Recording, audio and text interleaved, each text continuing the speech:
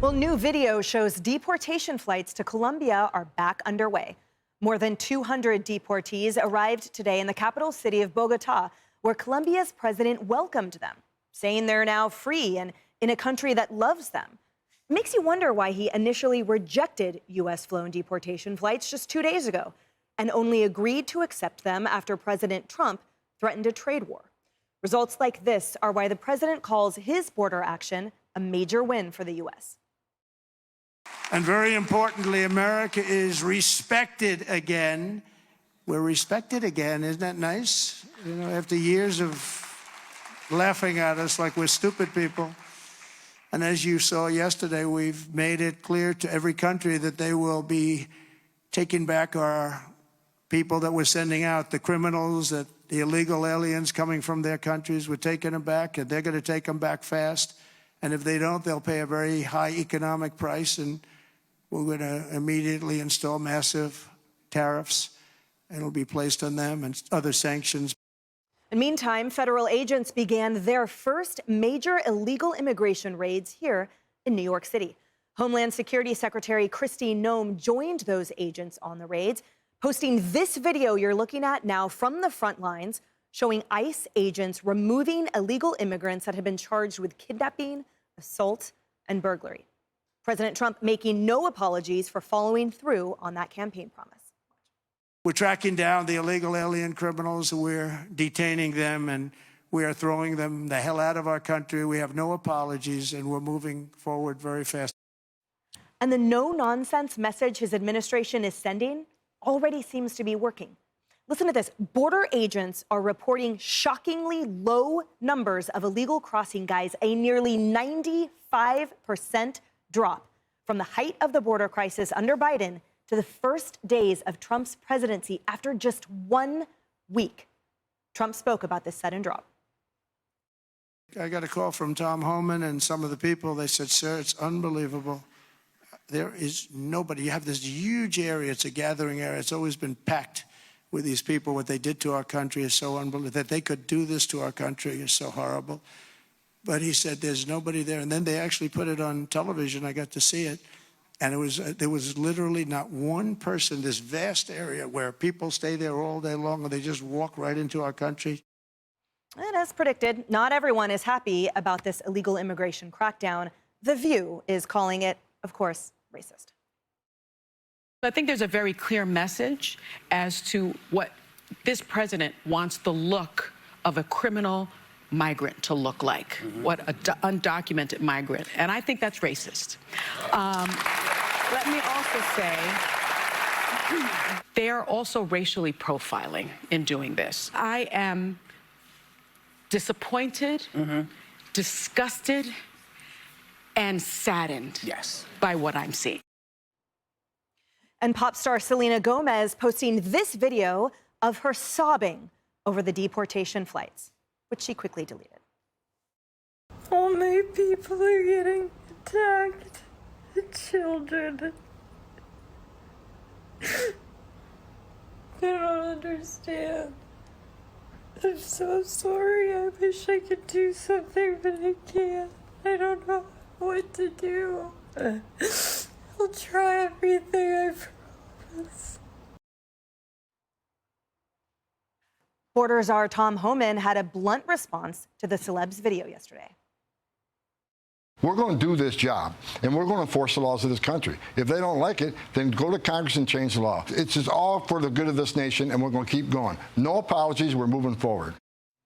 Yeah, and where were those tears when these guys were denouncing sanctuary cities and removing illegal border crossers? Would you allow these cities to ignore the federal law regarding the reporting of illegal immigrants and, in fact, provide sanctuary to these immigrants? Pick up the New York Times today. There's a city not far across the river from my state that imposed the similar sanctions. And what they found out is, as a consequence of that, their city went in the dumps, in the dumpster. Stores started closing. Everything started to happen. And they changed the policy. So, Senator Biden, yes or no, would you allow the cities to ignore the federal law? No. If you're a criminal, you'll be deported. If you plan to enter the U.S. illegally, your chances of getting caught and sent back just went up. Oh, Paul Morrow. So much to unpack here. Oh, man. So what changed? I got to wonder, what changed? I mean, these are all the same people who were saying they were going to crack down. All of a sudden, they weren't, right? Let's advance the story a little bit. First of all, very clearly, they came in hot on this issue, and there's a controlling mind. It's organized. Full disclosure, about 6 months, I had occasion to have a conversation with Tom Homan. He told me then, I was trying to tease out of him, what's the plan? He told me there is a plan. I'm not telling you. Very clearly, there's a plan, right? They're doing the press right.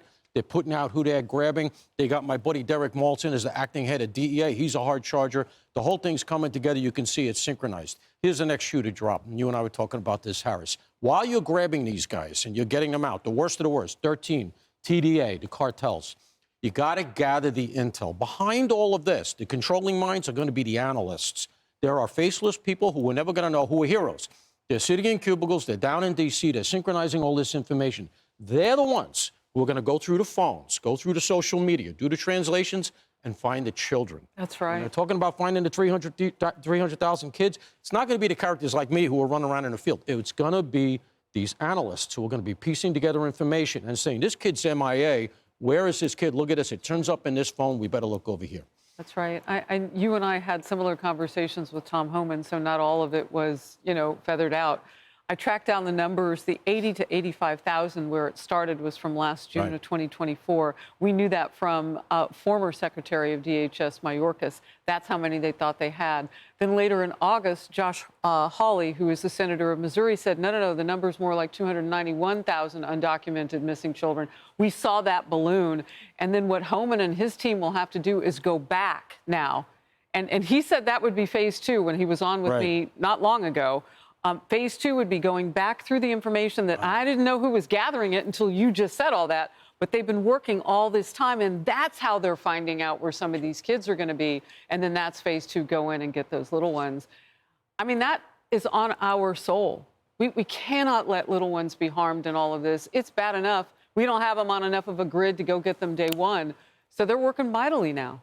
And that's why the crocodile tears, Kennedy, are so difficult to stomach and watch, as there was an immediate, phenomenal response to the synchronized and organized effort.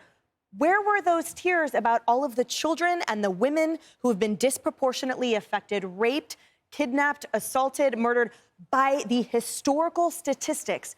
Why has that crowd been quiet that entire time? Shouldn't they be the first ones to cheer this phenomenal result? Why hasn't Selena Gomez been crying about femicide in some of those border towns? Why isn't she crying about 300,000 missing children who have been trafficked? Why doesn't that sadden Sunny Hostin? Why isn't she upset that people have been snatched from the countries where they're from, their parents have given these cartels everything, and then they're sexually trafficked and discarded?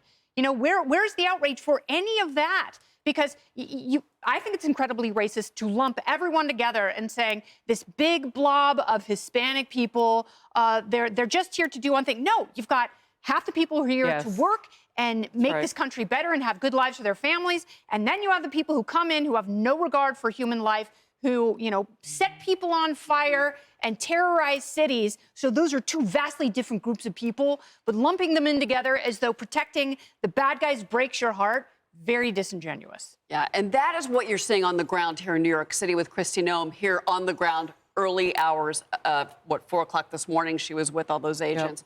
Because this is what the taxpayers and the voters right here in this sanctuary city of New York said. The Lower East Side, by the way, they actually voted for President Trump over Kamala Harris back in November. Look at the data. These are the hardworking people in the Bronx, in Queens, in parts of Manhattan that have had their lives upended by the criminal gang elements that have taken over certain sections of New York City. And those are the ones that Tom Homan is targeting, rightly so. As for the media reaction and the crying celebrities that we're now seeing, which I didn't understand half of what she said, but I will tell you what, she's uneducated. Because the average working person in the Bronx who is paying for their taxes was sick of seeing not only the wealth transfer go to the immigrants and the hotels and all the food they throw away, and that is a city story, not necessarily a federal story, but they also were tired of being threatened and attacked and afraid in their own homes. What do you want? You want safety. And that's what these people are. And these are hard-working immigrants in the city of New York that have said, we're done. And I'll tell you what, a lot of our local officials have been pretty darn quiet because they read the political room here in New York. Yeah. Well, they also know how the laws work, so they know which laws have been broken and which laws have been bent, and how American citizens do not profit. Even from politically, that. it's a loser because it's women that get targeted. You That's never right. hear that. Yep. The rape statistics in New York, I'll just leave it there.